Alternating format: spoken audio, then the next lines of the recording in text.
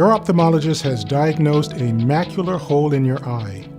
This condition occurs when there is a small break in the macula, the part of your eye responsible for your central vision. Your ophthalmologist has recommended repairing your macular hole with vitrectomy surgery. This type of surgery has been shown to be effective in improving central vision for people with macular hole. To understand how a macular hole affects your vision, let's take a look at how the eye works.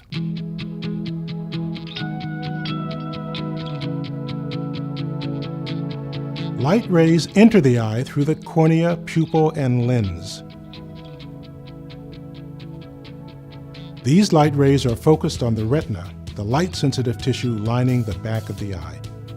The retina has two areas: the peripheral retina, which gives us our side or wide-angle vision, and the macula, the small area at the center of the retina. The macula gives us our pinpoint vision, allowing us to see detail clearly. The inner eye is filled with a clear jelly-like substance called vitreous. As we age, the vitreous becomes less like jelly and more like liquid.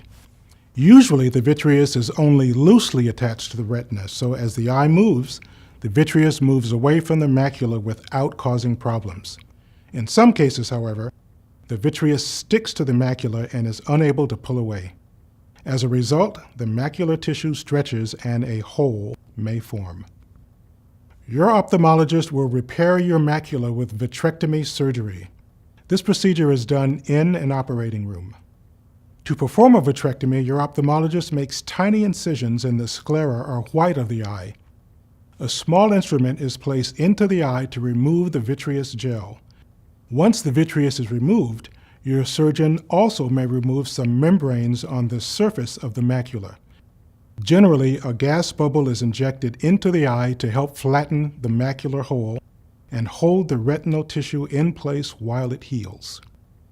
If a gas bubble was placed in your eye, your ophthalmologist may recommend that you keep your head in a special position for a certain period of time during recovery to properly keep the retina in place. You will not be able to see well with a gas bubble in place. As you recover, your eye naturally makes fluid that gradually replaces the gas bubble.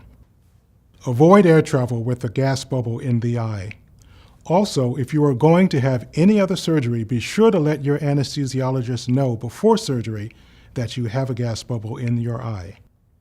If the macular hole closes successfully, your vision may continue to improve for as long as 6 months after surgery.